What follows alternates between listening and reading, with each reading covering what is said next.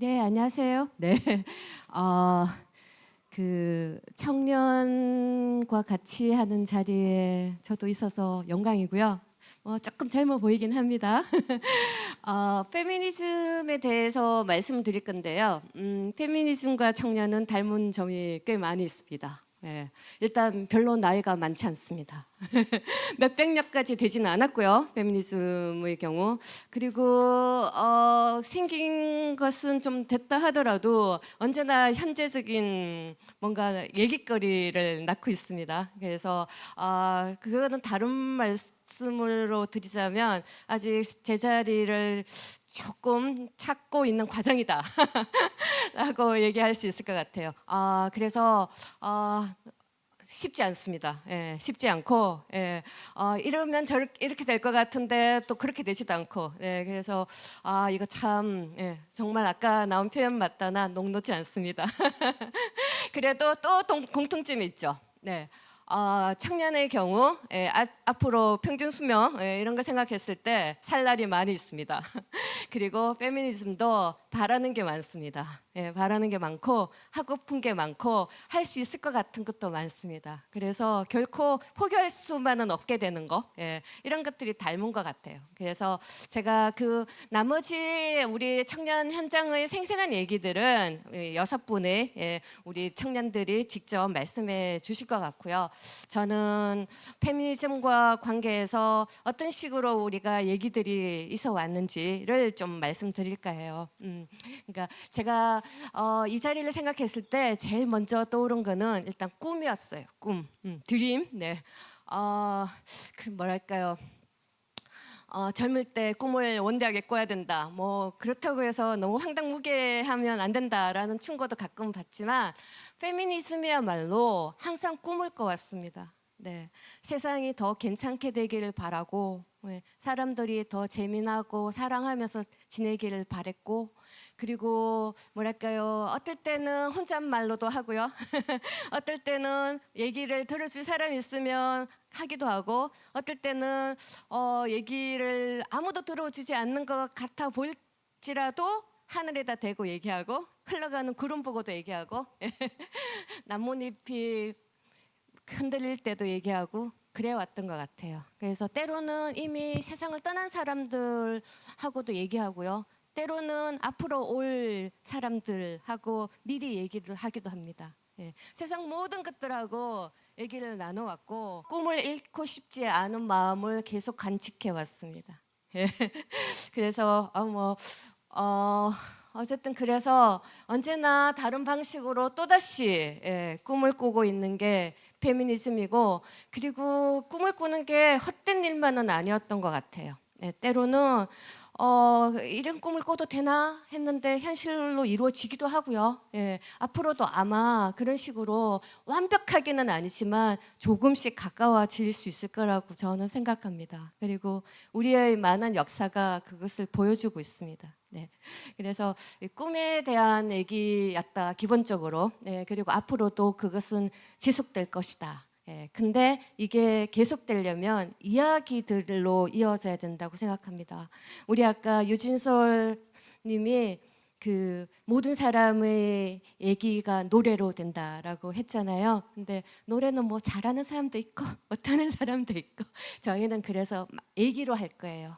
언어로 하고 또 어떤 것들은 언어로 다 아마 전달되지 않을 겁니다. 그것은 표정으로 분위기로 마음 가득한 어떤 느낌으로 그렇게 또 이어질 거라고 생각을 합니다. 그래서 페미니즘은 계속 뭔가 얘기를 해왔고 그 얘기를 통해서 얘기를 하는 방식도 굉장히 다양하고요. 열려있는 거고 그래서 그렇게 계속 성장하고 싶어하고 꿈을 잃지 않고 계속 열려있는 자세 그거야말로 젊은 거다라고 생각을 하고 부산이 아시는 것처럼 그 청년 세대의 비율이 그렇게 높지는 않습니다.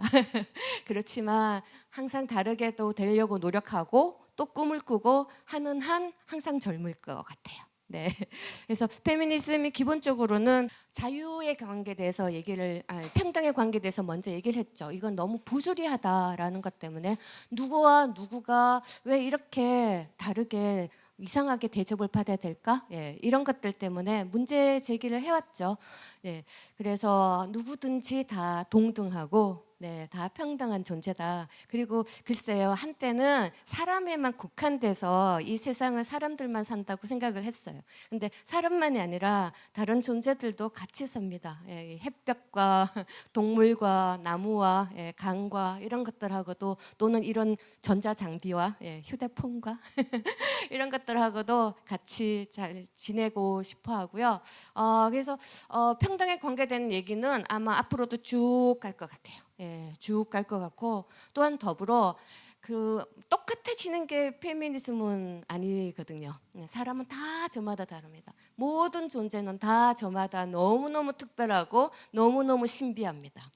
때로는 너무너무 어둡고 때로는 애매모호합니다. 다 괜찮아요. 다 괜찮고 여러 가지의 모습이 한 존재 속에도 있고 관계 속에서도 계속 솟아납니다. 그렇게 하는 거야말로 사실은 자유다. 내 멋대로 하는 게 자유라기보다 다른 존재하고 어울리는 과정 속에서 또 다른 자신을 만나고 그것이 막 꽃을 피우는 거. 예, 그래서 경쟁이나 뭐 이런 비교로 측정되는 문제가 아닌 예, 그래서 흔히 그거를 뭐 독특하다 이렇게 싱귤라리티라는 단어도 쓰는데요. 예, 그렇게 누가 잘하나 이런 거를 뭐 견주기보다는 네, 그 자체로 존재의 아름다움을 예, 펼쳐 나가는 거 이것이 자유다라고 페미니즘에서는 흔히 그렇게 생각을 합니다. 네. 그리고 또한 그렇게 한 자유롭고 평등한 존재는 다 같이 사는 존재입니다. 네, 다른 것들과 어우러져서 예, 미처 알지 못했던 세계를 발견해가는 기쁨을 누리면서 때로는 좌절하면서 그래도 또 꿈을 품으면서 예, 그래서 조금 더 평화롭게 이제껏 있지 않은 세계를 뭐랄까요 야무지게 꿈을 꾸면서 예, 그러다 보면 비슷하게는 실현이 됩니다. 예, 그렇게 다른 세상이 되기를 언제나 꿈꾸면서 지내온 것이 페미니즘이었던 것 같습니다. 페미니즘이 이런저런 얘기를 계속 해왔는데, 그러니까 여러분 어떤 그 생애 주기에 있든지 간에 그리고 어떤 상황에 있든지 간에 많은 얘기들, 그 많은 나눠온 모든 얘기들이 페미니즘에서도 계속 한 얘기들입니다. 예, 미래가 어떻게 될지, 사는 게 어떤지, 예, 어떻게 고달픈지, 어떻게 먹고 살아야 될지, 누구랑 만나고 어떻게 지내면 좋을지 이런 것들요. 예, 그런 것들은 사실 다들 예, 해온 얘기고 물론 돌고 도는 얘기 같이 느껴질 때도 많습니다. 참 답이 없다.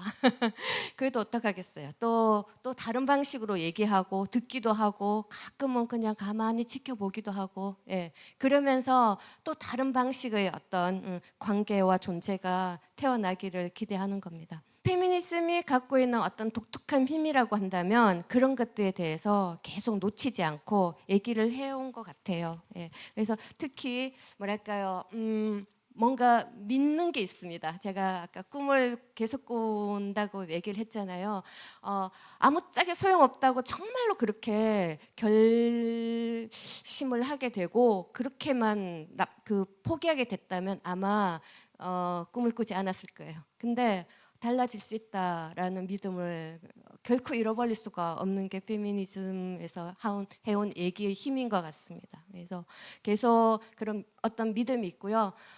다른 세계에 대한 상상이 계속 있습니다. 네, 그리고 뭐랄까요, 그 세계는 같이 사랑하고 돌보면서 지냈으면 좋겠다.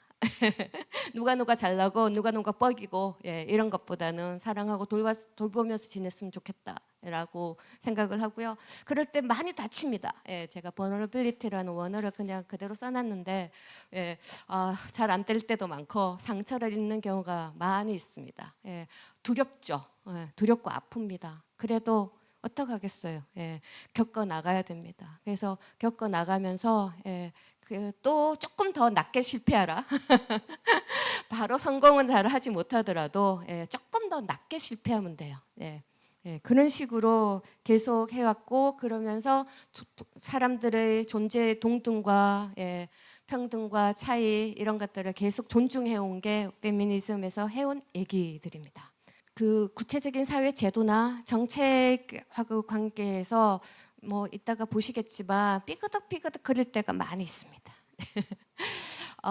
얘기를 들어보면요, 우리가 아마 오늘 충분히 다는 얘기 못할 거예요. 근데 이제까지 현장에서의 어떤 목소리들을 한번 봤을 때 이런 것 같아요.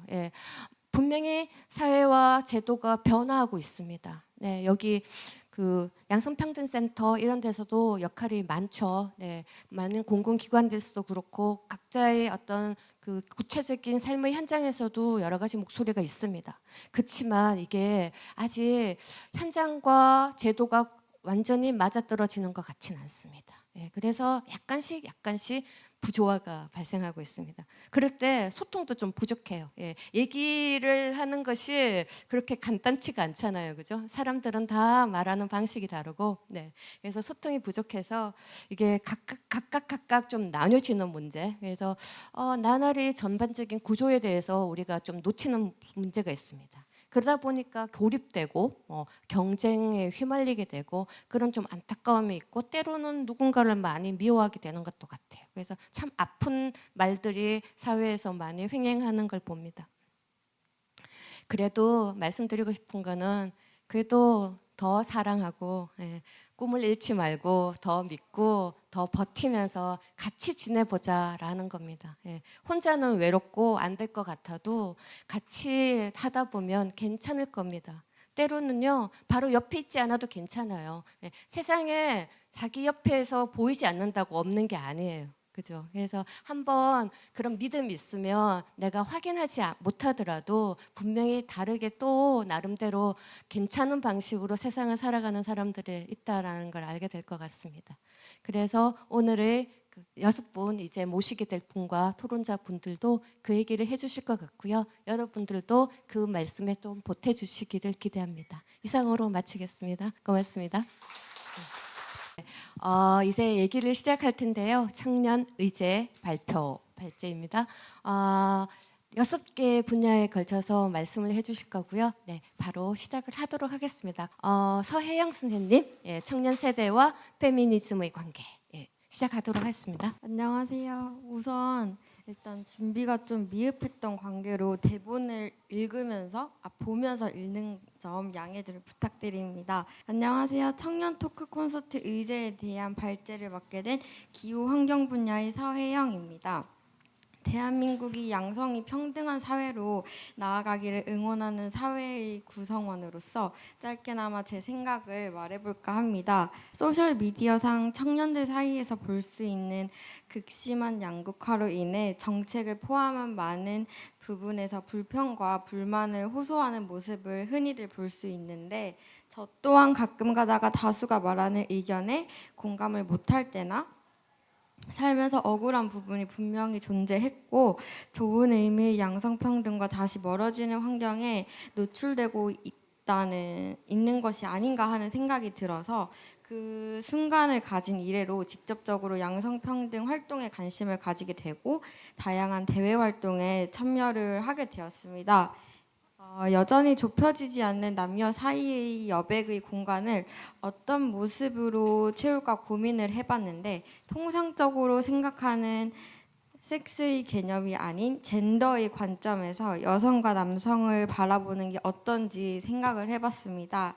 말 그대로 섹스는 생물학적 성이 바꿀 수 없는 개념인 반면 젠더는 자기 자신에게 스스로 성 주체성을 부여한다는 뜻이기 때문에 자신의 생각과 느낌에 따라서 성별을 달리 표현할 수 있다는 것입니다. 젠더의 입장에서 생각하고 행동한다면 좀 보다 수월하게 내가 상대방의 입장에서 느끼고 행동할 수 있는 마음으로 보다 평등한 사회에서 세상에서 살아갈 수 있지 않을까 하는 마음입니다.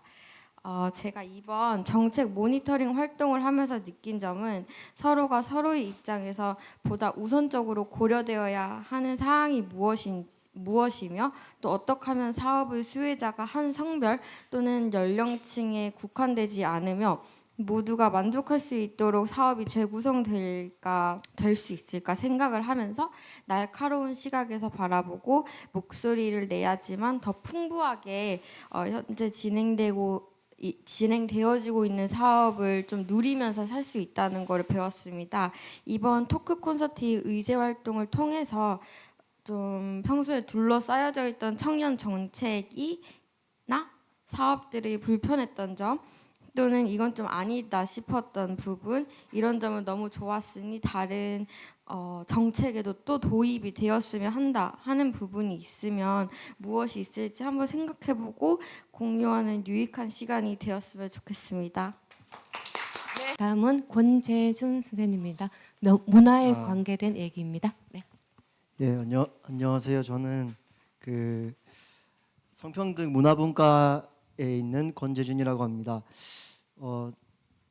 그 페미니즘 얘기를 하다 보면은 제 주변이나 이제 친구들 뭐 그다음에 일자리에서 너무 편파적이다 이런 얘기를 되게 많이 듣고 거의 남자의 90% 이상이 다 그렇게 얘기를 해왔고 저도 막 그런 부분에서 그래 그건 맞지 약간 편파적이긴 하지 뭐 이렇게 얘기한 적도 사실 많고 하다가 저도 이렇게 점점 공부도 하고 주변에 또 페미니스트 친구들을 만나면서 많이 생각이 진짜 많이 바뀌고 또 돌이켜서 제가 살아왔던 것들을 생각해 보면은 또 다 이해가 되고 그게 또 제 문제이기도 하더라고요. 저도 당사자이기도 하더라고요. 그래서 이제 그런 생각을 가지고 이제 비전문가로서 하여튼 이 활동을 하게 되면서 이제 조금 살짝 공부를 해보니까 그 어떤 논문에서 그 논문을 이제 서론만 봤는데 너무 어려워서요. 서론만 봤는데 그 거기서 이제 뭐 보편성과 그 뭐 특수성 이런 얘기를 하면서 이제 우리가 이제 보통 페미니즘은 편파적이다라고 얘기하는 거가 사실 편파적이어도 되는 건데 이제 왜 편파적이야 하면서 공격을 많이 당한다는 거가 이제 에 대해서 막 얘기를 하면서 그래서 이제 보편성의 이름으로 지배한다 이렇게 얘기를 표현을 하더라고요. 그래서 그거에 굉장히 제가 약간 충격을 받았고 아 이것도 폭력이었겠다 공기처럼 이런 생각을 많이 했습니다. 그러면서 이 비주류의 목소리 그리고 보편성에서 벗어나 있는 목소리들을 많이 들어야 되고 그런 것들에 또 익숙해져야 되고 내 일이 아니라고 생각하지 말고 그래야 된다고 생각하고 또 이 보편성이라고 하는 거는 저도 어떤 부분에서는 소수자고 또 어떤 부분에서 또 다수자고 이렇게 우리가 무슨 갑을병정 나눠지듯이 계속 상황마다 바뀌는 게 입장이기 때문에 그래서 오늘의 주류가 내일의 비주류가 될 수 있다 이런 생각을 많이 했습니다. 네, 이상입니다. 비주류가 주류가 될 때 약간은 불편할 수 있겠다라는 감각을 가지신 것 같아요. 네. 다음은 직장. 직장 과연 어떨까요? 네, 장영애 선생님요. 그 성평등한 직장 문화라는 분과에서 4명의 분과원이 함께 치열하게 이제 논의를 하고 각자가 경험했던 것들을 좀 나누었어요. 그래서 두 사람은 이제 30대 중반이고요. 한 분은 30대 초반, 그리고 한 분은 20대 초반. 이제 막 사회에 진출을 하는 친구, 그리고 이제 사회생활을 어느 정도 경험했던 이 청년들이 모였기 때문에 더 다양한 얘기들이 나오지 않았나 합니다. 그래서 일반적인 회사에서 또는 뭐 직장에서 뭐 어쨌든 뭐 사회생활을 하면서 경험했던 부분들과 그다음에 이제 그런 일반 기업에서 경험했던 부분들과는 또 별개로 또 이제 문화예술 쪽에 대한 얘기들도 굉장히 좀 나왔었어요. 그래서 이제 그런 내용들을 얘기를 하면서 그냥 일반 직장 내에 있었던 문제들과 성평등과 관련해서 그래서 또 문화예술계에서 나오고 있는 얘기들 그래서 이제 그런 얘기들을 딱 첫 모임에서 되게 치열하게 나누었는데 딱 한 달 뒤에 부국제에서 입장문을 발표를 했죠. 이제 사건이 터졌기 때문에 이제 그래서 그 내용을 같이 넣어서 저희가 요 내용을 좀 담아봤는데요. 사실 부국제의 입장문을 보면 제가 그 27페이지에 제가 좀 줄을 꺼놨습니다. 그 성인지 감수성 향상을 위한 예방 교육과 그다음에 이제 성희롱 성폭력에 대한 진상 조사 그리고 이런 뭐 제도적 장치를 추가적으로 마련을 하겠다 이런 내용들로 좀 입장문을 발표를 했습니다. 근데 이 내용을 보면 사실 일반 기업들도 성희롱 예방 교육을 의무적으로 교육을 진행을 하고 있습니다. 근데 실제로 KTNG, 대웅제약 얼마 전에는 건국대학교에서 교수가 또 이제 간호사에게 이제 했던 이런 성희롱 뭐 피해에 대한 부분들이 계속해서 지속적으로 이어지고 있는 문제에 대해서 단순히 이런 교육으로만 끝날 수 있을까 이런 얘기들을 정말 치열하게 나눴거든요. 근데 이거에 대한 대안이 될 수 있는 게 뭘까? 답은 뭘까? 왜 바뀌지 않을까? 왜 꼰대들은 계속해서 이런 문제들을 가지고 문제를 지적하는 부분에 대해서 이제 역차별이든 뭐 이런 문제들로 보고 계실까? 이거에 대해서 굉장히 치열하게 논의를 했습니다. 근데 이런 얘기들 자체를 이런 청년 토크 콘서트나 또는 이런 분과 모임을 통해서 할 수 있게 해주신 이런 자리 자체가 마련되어 있다는 게 사실 그 시작이라고 봐요. 그래서 그런 부분들에 대해서 여기 또 부산시 관계자분들도 와 계신데 이게 일회성으로 끝일 게 아니라 이거에 대해서 지금 또 저희 분과원들도 마찬가지고 다른 분과원들도 마찬가지지만 이런 사업과 관련해서 모니터링을 또 하고 있습니다. 저희가 이번에 모니터링을 진행하는 것도 직장 내 성희롱 문제에 대해서 사업을 진행하고 있는 동부청 사업에 대해서도 저희가 모니터링을 진행할 계획이고요. 그래서 이런 부분들이 잘 보고서로 정리가 돼서 네, 이렇게 진행이 되었으면 좋겠고 여기에서 추가로 또 이제 사실 뭐 조금 어떻게 연결을 해야 될지 잘 고민이긴 한데 뭐 직장 내에서 있었던 뭐 유리천장 문제도 마찬가지고 또 미투가 2018년도부터 좀 굉장히 이슈화되고 지금도 계속해서 얘기가 나오고 있습니다. 그래서 이런 직장 내 성평등 문화와 이제 직장 내에서 일어났던 문제들에 대해서 좀 짚어보고 이런 얘기들을 나눌 수 있는 자리가 또 마련되면 좋겠다. 그리고 이거에 대한 부분들이 여기에서는 또 어떤 결론을 또 이뤄낼 수 있을지 또 여러분들의 생각도 좀 듣고 싶기도 하고요. 그래서 이렇게 좀 마무리를 하도록 하겠습니다. 네. 네, 고맙습니다. 네. 그리고 직장이 어떻게 더 평등하게 만들어 나갈 것인가 이것도 중요하고 일자리 자체가 또 있기도 있어야 되겠죠. 괜찮은 일자리로 바꿔 나가야 될 것 같고 그게 대해서 네, 우리 또 전하림 선생님. 네. 네, 안녕하세요. 저는 청년 일자리 현실과 개선안 논의에 대해 발표할 전하림입니다. 저희는 청년기 첫 일자리 특성의 장기효과에 대해 생각을 해봤고요. 모두가 선망하는 좋은 일자리는 한정되어 있다고 생각합니다. 그러나 저희 청년들의 삶은 다양하며 그 다양한 삶을 유지할 수 있는 기본적인 여건을 갖춘 일자리가 필요하다고 생각합니다. 일자리 문제가 제대로 고려되지 않는다면 청년의 유출과 지역의 고령화, 청년 내 계층 문제는 심화될 수밖에 없다고 생각합니다. 이런 문제에 대해 토론자 선생님께서 어떻게 생각하시고 문제 해결을 위해 청년들이 할 수 있는 것은 어떤 것이 있을지 여쭙고 싶습니다. 그리고 저희는 또 지방대학과 지역사회 공생 관계에 대해 또 생각을 해봤습니다. 지방대학의 역할에 대한 고민은 어느 때보다 좀 중요해졌다고 생각합니다. 그래서 수도권 사람들이 자발적으로 지방으로 내려올 수 있도록 하는 그리고 또 지방 사람들이 굳이 수도권으로 갈 필요성을 못 느끼게 하는 정책이 필요하다고 생각합니다. 이에 대해 지방대학 소멸의 어려움을 다른 관점으로 해결할 필요가 있고 활성화하는 방안에 대한 논의가 필요하다고 생각합니다. 감사합니다. 다들 정말 핵심적인 말씀만 해주고 계세요. 나중에 또 주고받고 할 거라고 생각을 하고요. 네, 교육 부분 이서림 선생님. 네. 안녕하십니까. 저는 성평등 교육분과 이서림입니다. 저희 분과에서는 성평등한 교육이 어떤 교육인지 또 어떤 내용이 담겨 있어야 되는지에 대해서 결론적으로 그래서 성평등 교육은 어떤 교육이 되어야 되는지에 대한 고민을 많이 했습니다. 분과원들과 함께 많은 이야기를 나누었지만 제일 의미 있었던 두 가지를 말씀을 드리자면 하나는 성평등 교육이 더 이상 성차별 예방 교육, 성폭력 예방 교육에 그쳐서는 안 된다는 것입니다. 이를테면 성폭행을 당하더라도 삶은 여전히 지속되고 나는 여전히 귀하고 가치 있는 사람이라는 메시지가 성평등 교육에 반드시 포함되어야 한다는 생각을 해보았습니다.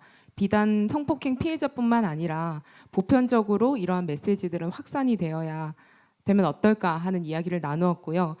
마지막으로는 인간은 누구나 성적인 존재이고 노인, 장애인, 퀴어의 섹슈얼리티도 수용하고 존중받을 수 있는 사회가 되기 위한 교육이어야 한다는 겁니다. 나의 성별, 나이, 신체 조건, 성적 취향이 어떻든 간에 어느 장소에서나 어느 집단에서나 존중받고 사랑받을 수 있는, 말하자면 행복하기 쉬운 사회가 되는 교육이 되었으면 좋겠다는 생각을 나누었습니다. 이상입니다. 네, 제 목소리 잘 들리시나요? 네, 감사합니다. 반갑습니다. 저는 부산 여성의 전화 성가정폭력 상담소에서 상담원으로 활동하고 있는 최윤원 활동가이며 현재 부산에 거주하고 있는 20대 초반 여성입니다. 네, 지금 이쪽에 자료집을 가지고 계신 분들이 계실 텐데 이쪽에 보시면 제가 앞에 디지털 성폭력에 대한 이런 의미라든지 어떻게 범주로 분류되는지 이 표에 대해서 지표를 이렇게 설명해 놓은 부분들이 있어요. 근데 이 부분들을 제가 여기서 말하기에는 조금 시간이 좀 제한적인지라 이 자료들이 여성가족부에서 2022년도에 발행한 2022년 여성폭력 통계가 있습니다. 이거를 인터넷에서 한번 확인을 해보셔가지고 이런 지표들이나 통계 수치 등을 더 자세하게 보실 수 있을 것 같아요. 이제 이쪽에 참여해주신 분들은 이런 페미니즘이라든지 여성주의 운동이라든지 청년의 문제에 대해서 관심이 많으신 분들인 거라고 제가 생각을 하기 때문에 이쪽에 이런 다양한 통계라든지 이런 자료들을 한번 잘 살펴보시면 좋을 것 같습니다. 저는 이제 현장에서 성폭력, 가정폭력 피해자들을 지원하는 일을 하고 있는데요. 디지털 성폭력에 대해서 이제 발제를 하게 되었어요. 이 디지털 성폭력은 예전에는 존재하지 않았던 매개를 통해서 구성되는 범죄입니다. 저희가 스마트폰이 처음 나왔던 게 제가 초등학교 고학년이었나? 그때쯤 나왔던 걸로 기억을 하거든요.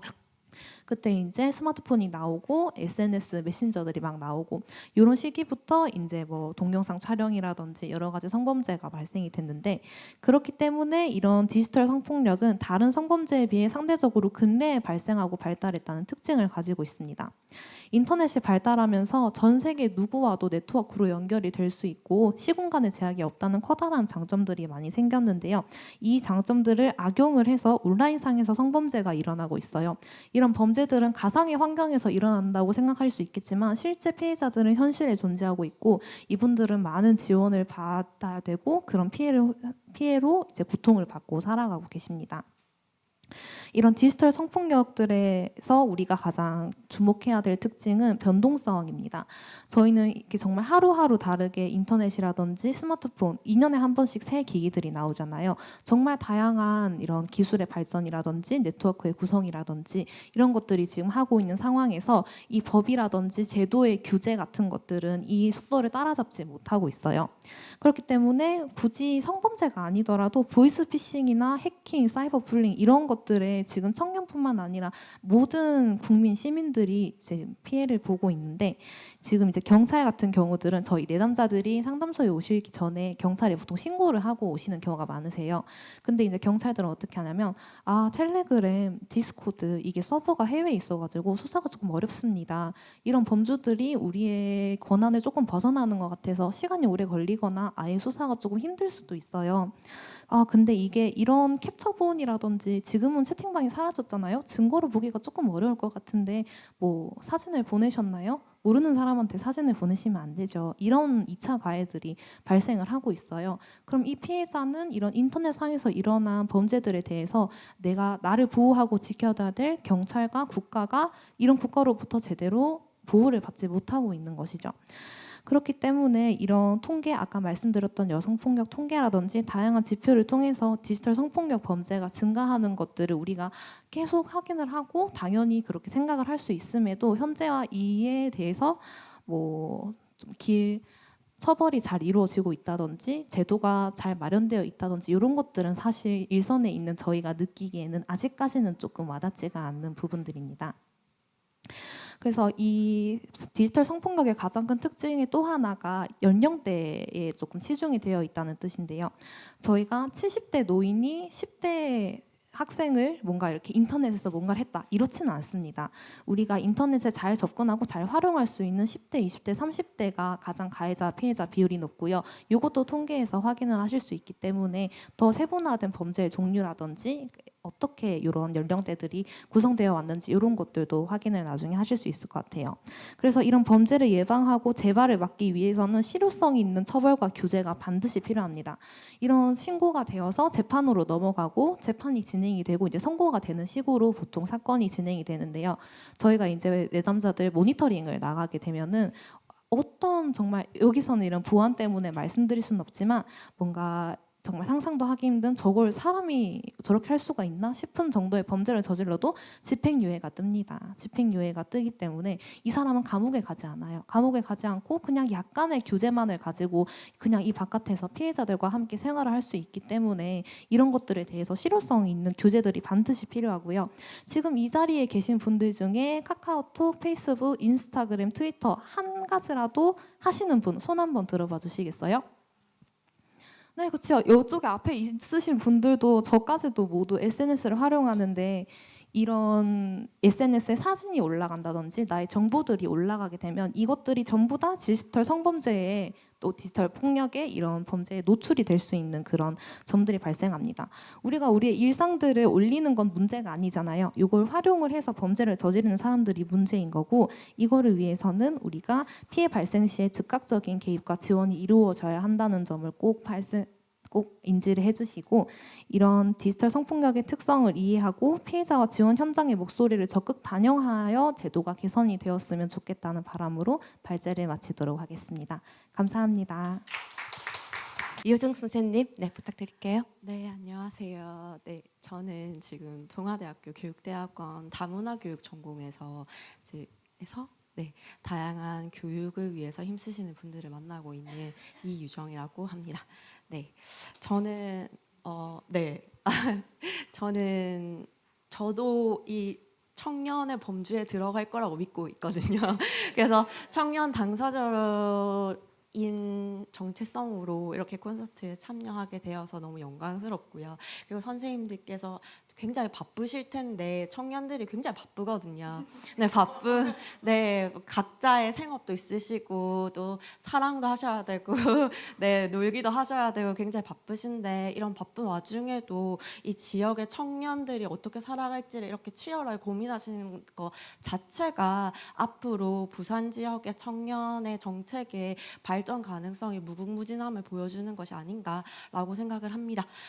저는 저는 처음부터 이제 센터장님께서 인사 말씀에서도 말씀하셨고 오정진 교수님께서도 말씀하셨지만 그리고 선생님들의 이런 얘기에서도 나왔지만 저는 이렇게 심각하지 않게 청년들이 주체적으로 자신의 이야기를 목소리 낼 수 있는 기회가 상당히 좀 중요하다라고 생각을 하고 있습니다.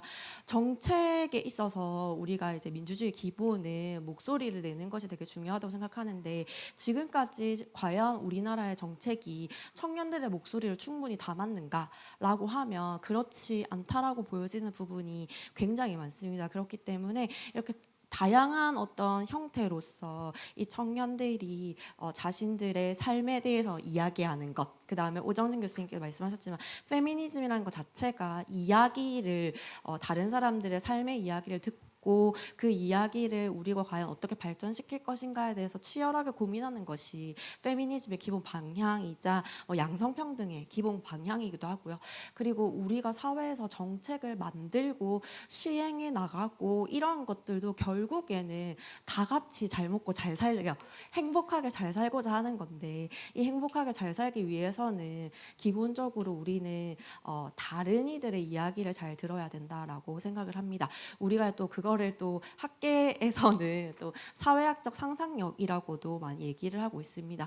우리가 내가 아닌 다른 사람들이 어떤 삶을 살고 있는지 어떤 상황에 처해 있는지 생각하기가 참 쉽지 않습니다. 근데 그것을 우리가 이제 상상력을 동원하고 그다음에 사람들의 이야기를 들으면서 우리가 나와 다른 사람들은 어떤 삶을 살고 있고 이 삶이 나와 같이 행복하기 위해서는, 그리고 또 권재준 선생님 얘기하셨지만 언제든 우리가 지금은 주류 위치에 있지만 비주류의 위치가 전환될 수 있는 것이고, 내가 그런 비주류의 위치에 가서도 사실은 행복하게 살려면 비주류의 삶이 어떤 것인가 내가 직접 체험하지는 못하더라도 많이 이야기를 듣고 서로가 어떤 삶을 사는지 알아보고 이런 의도적인 노력이 되게 필요하다. 그런 기회가 필요하다라고 생각합니다. 그걸 또 우리가 또 접촉 이론으로도 또 얘기를 할 수가 있거든요. 그래서 그런 접촉의 기회가 앞으로 상당히 좀 많아져야 되지 않을까라고 생각을 합니다. 근데 그렇게 많아지려면 기본적으로 많은 분들이 이런 목소리를 내는 것, 이야기를 하는 거에 대해 가지고 조금 인정하고 잘 들어주는 문화가 있어야 되지 않을까 생각을 합니다. 이렇게 청년들이 이야기를 하려고 해도 청년들 사이에서도 그러거든요. 술자리에서 이런 얘기를 할 수가 없지 않습니까? 편한 자리에서 사실 편한 얘기를 해야 되는데 술자리에서 이런 얘기, 청년 정책에 대해서 얘기를 하고 다른 사람의 삶의 이야기를 우리가 들어야 된다 얘기하면 너는 그럼 국회로 가라. 또 여기 진지충이 하나 났다. 이렇게 얘기하는 문화 자체가 사실은 이런 이야기를 하고 듣는 데 있어가지고 굉장히 좀 좋지 않은 문화라고 생각합니다. 그래서 여기 플로어에 계신 분들도 자신의 일상에서 이런 이야기들을 좀 하고 다른 사람들이 이야기를 할 때 또 진지한 얘기를 하는구나 라고 이렇게 하지 마시고 조금 얘기를 들어주신다면 이런 문화가 조금 더 빨리 퍼져나가고, 그렇다면 청년들이 살기 좋은 부산을 만드는 데 있어서 조금 더 가속화할 수 있는 바탕을 만들 수 있지 않을까라고 생각을 합니다. 그래서 그런 맥락에서 보면 아까 뭐 장영애 선생님도 말씀하셨지만 미투 운동이나 이런 것들이라든지 또는 어떤 직장에서의 어떤 평등 관련 문제들, 이런 것들이 이런 바탕이 있다면 누구든지 이야기를 하고 이야기를 들어주는 이런 문화가 있다면 이전보다는 훨씬 더 피해자들이 자신의 이야기를 할 수가 있고, 그다음 그 이야기를 누군가는 들어준다라는 믿음이 있고, 그리고 그걸 함께 한다는 연대라는 그런 믿음이 이제 생긴다면 앞으로 뭐 성평등한 직장 문화, 성평등한 문화, 뭐 성평등한 교육, 이런 모든 것이 가능한 어떤 바탕이 될 수 있지 않을까. 그래서 우리가 한 명 한 명 일상에서 이런 이야기를 하는 것을 좀 부담스럽게 생각하지 않고 편하게 이야기할 수 있는 그런 이제 문화를 만들어가면 좋지 않을까라고 생각을 하고 있습니다. 네. 네, 안녕하세요. 저는 부산대학교 여성연구소에서 학생들 가르치고 있는 최나연입니다.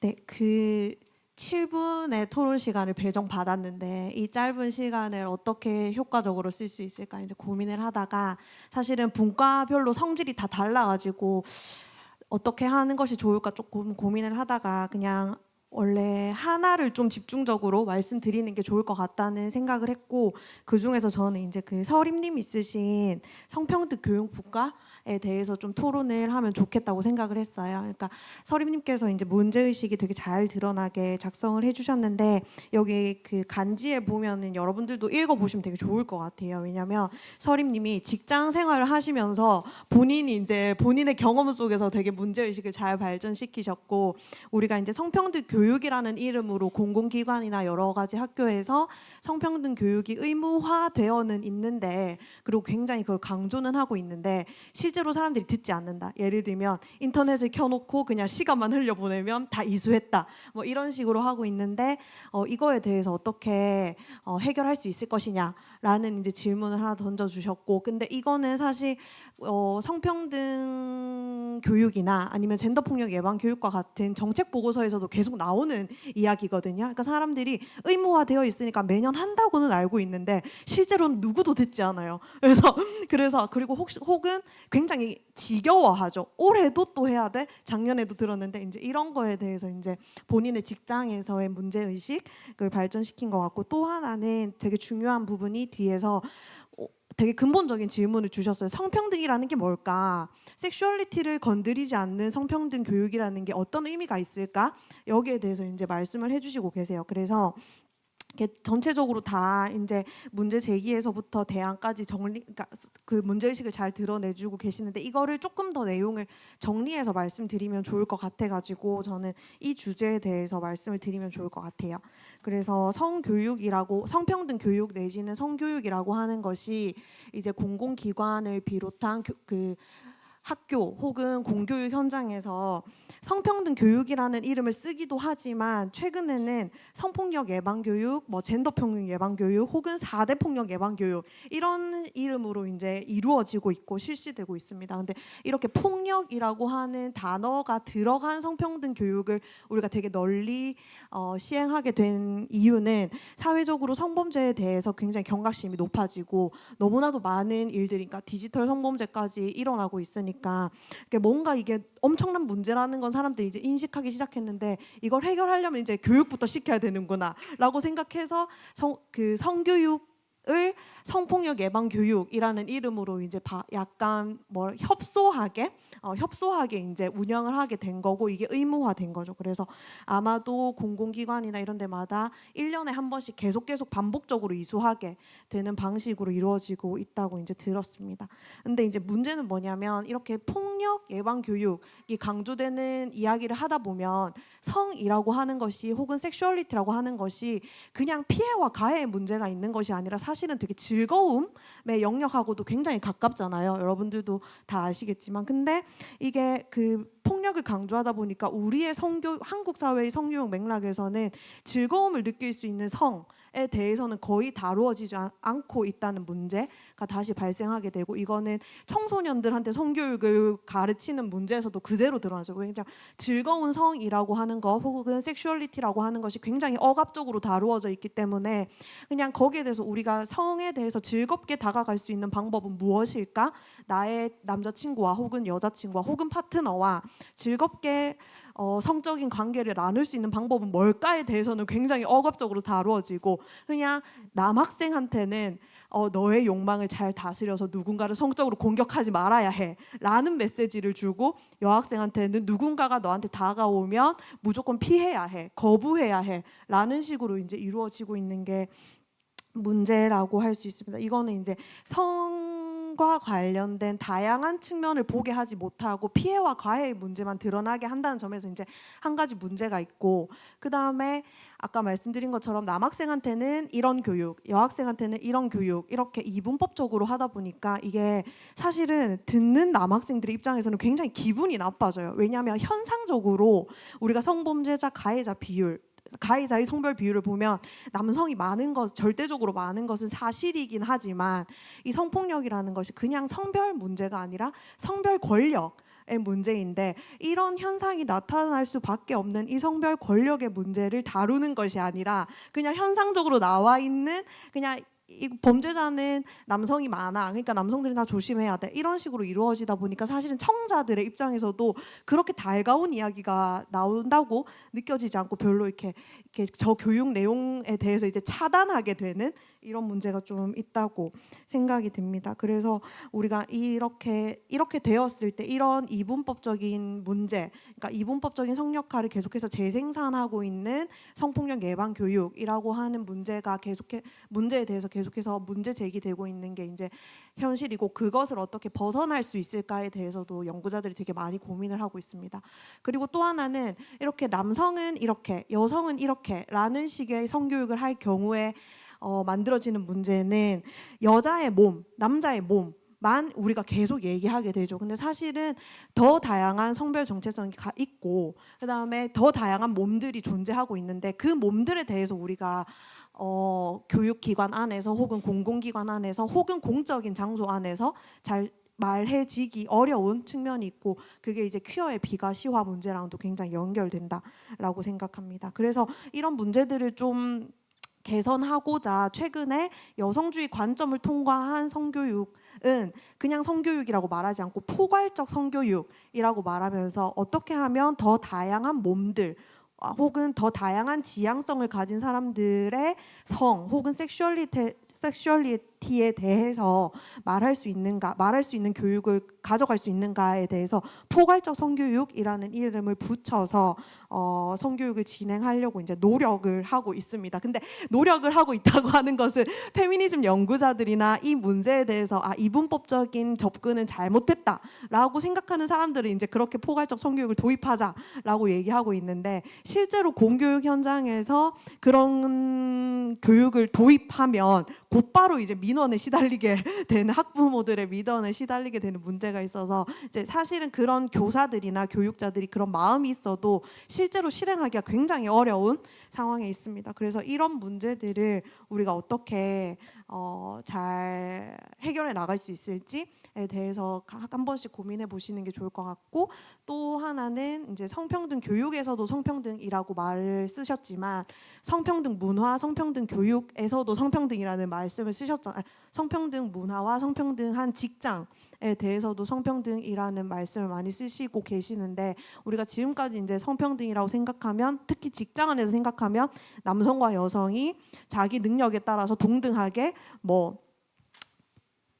보상을 받을 수 있는 이런 구조를 만들어야 된다, 이렇게 도 생각하시고 이제 그러니까 이렇게 주되게 생각하시고, 그것도 중요하지만 한편으로는 이성애자가 아닌, 그리고 남자 여자의 몸을 가지지 않은 그런 사람들이 자기로서 직장 안에서 어떻게 드러나게 할 수 있는 문화를 만들 수 있을까, 직장을 만들 수 있을까, 이런 것도 같이 고민해 보시면 좋을 것 같다고 생각이 들었습니다. 이상입니다.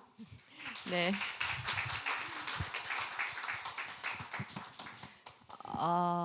그리고 아마도 정말 진정 자유롭고 해방된 사회, 세상, 문화라면 성이라는 거에 어떤 이름도 붙이지 않고도 아마 그냥 다양한 존재로 논일고 지내는 거, 이것도 아마 포함할 것 같아요. 저도 지금 이제 19년 반 부산에서 살고 있는데요. 뭐 일자리 중에는 학교도 있고, 근데 제가 느끼기에는 글쎄 그 다른 특히 그 서울 경기에 비해서 부산이 열려 있는 태도가 조금 더 있는 것 같아요. 예. 예, 좀 경쟁이나 이런 것보다는 그것도 없지 않습니다.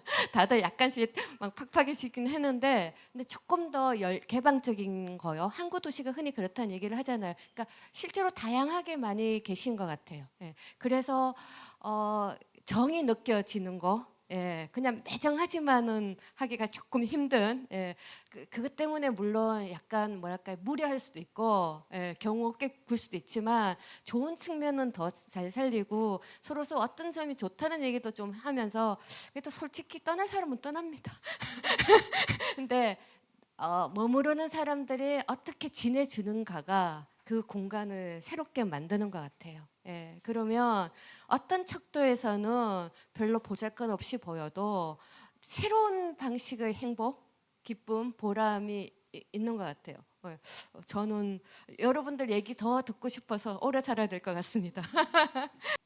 저도 대학에서 학생들을 만나보고 20대 학생들 만나보고, 저도 이제 청년이어서 또 부산에 뿌리 내린 청년이어서 좀 만나보면 의외로 부산에 있는 청년들은 부산을 떠나고 싶지 않습니다. 네, 부산에 되게 만족하거든요. 왜냐하면 적당히 도시고 적당히 시골스럽고 적당한 인프라와 적당한 바다가 있기 때문에, 네, 그래서 실제로 대학에, 지방대학에 있는 학생들을 만나보면 웬만하면 부산에 다 가족들이 머물러 있고 친구들이 있고 하기 때문에 웬만하면 부산 지역을 떠나고 싶어 하지 않아요. 이게 사실은 그리고 부산 청년 정책이 가질 수 있는 가장 큰 기반이라고 저는 생각을 하거든요. 부산 청년들은 기본적으로 부산에서 어느 정도 일자리만, 양질의 일자리 정도만 받쳐준다면 떠나고 싶지 않아 하거든요. 그렇기 때문에 기본적으로는 일자리를 개발하는 것도 좀 중요할 거라고 생각을 하고요.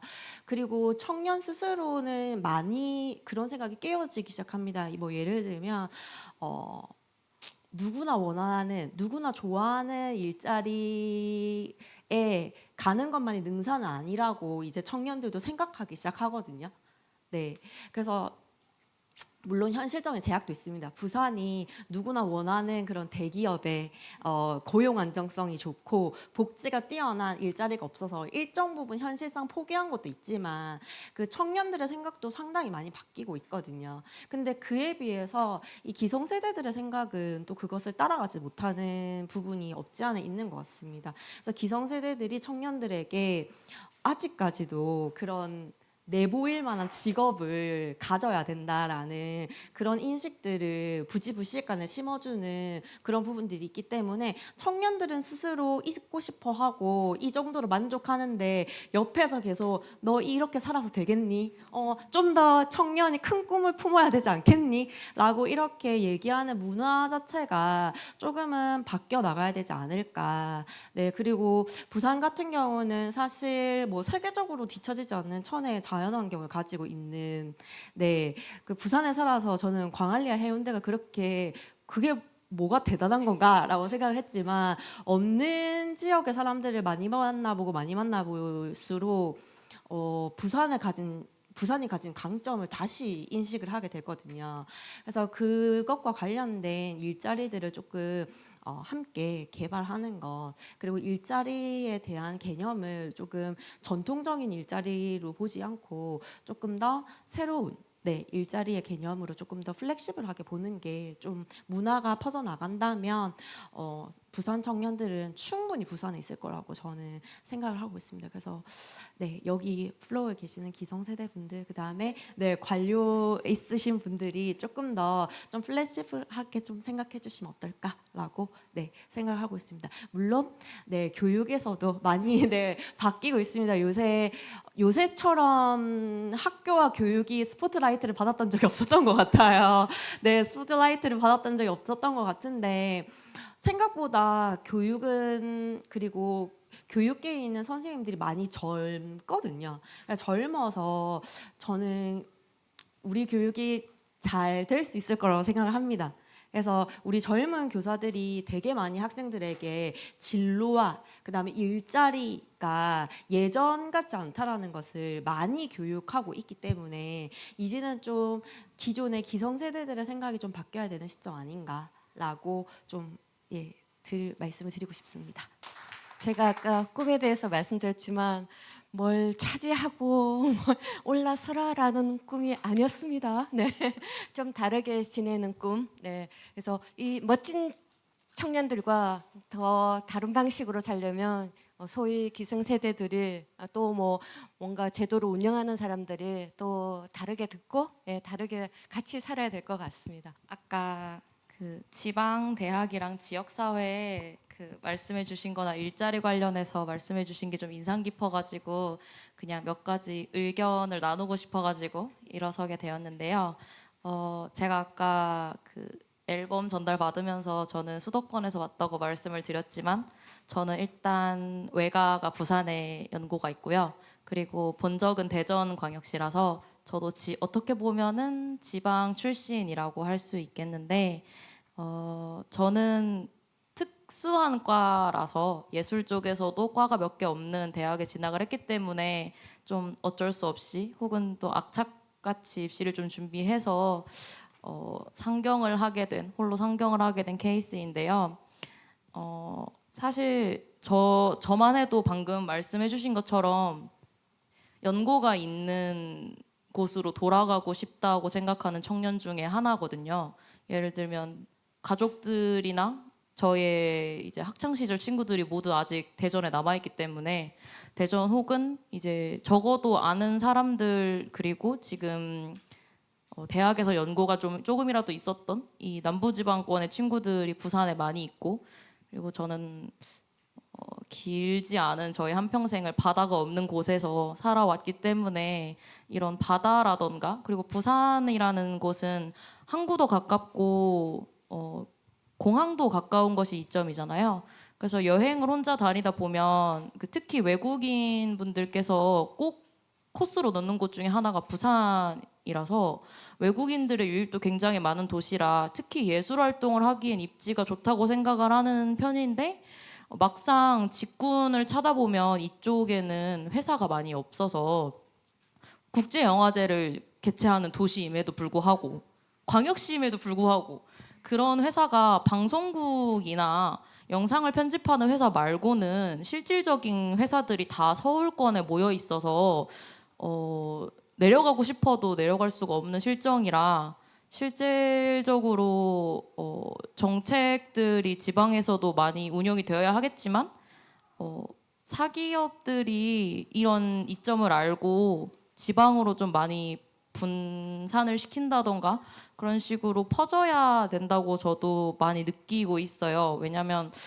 취업 준비를 하는 와중에도 당장 학원이나 회사가 없어서 졸업을 했음에도 불구하고 아직까지 집으로 내려가지 못하고 있거든요. 그래서 그런 점에서 지금 이런 특히 지방 대학들의 또 특수한 과를 더 많이 만들게 되면 필요한 학생들이 조금 더 많이 분산이 돼서 지방 대학의 진학률이라던가 그렇게 공생하는 관계로 특히 저는 전문대학교를 나왔기 때문에 산학협력 시스템을 많이 접해왔거든요. 그래서 그런 식으로 연계를 하다 보면 또 지방에서 또 근무했던 익숙한 근무지에 가서 학생들이 근무를 할 수 있게 되지 않을까라는 생각을 나누고 싶어서 일어나게 되었고요. 그리고 네. 짧게 한마디만 돼. 제가 또 매체를 많이 보는데 특히 또 유리천장 아까 말씀하셨는데 그 스튜어디스 분의 릴스를 보게 되었는데 경력직임에도 불구하고 출산을 하고 돌아오셔서 신입으로 들어가셨더라고요. 그래서 그런 식으로 안타까운 일들이 많이 보여서 그런 부분에 대해서 개선이 많이 되었으면 좋겠다. 이 말씀 한마디 드리려고 했습니다. 감사합니다. 네. 네, 고맙습니다.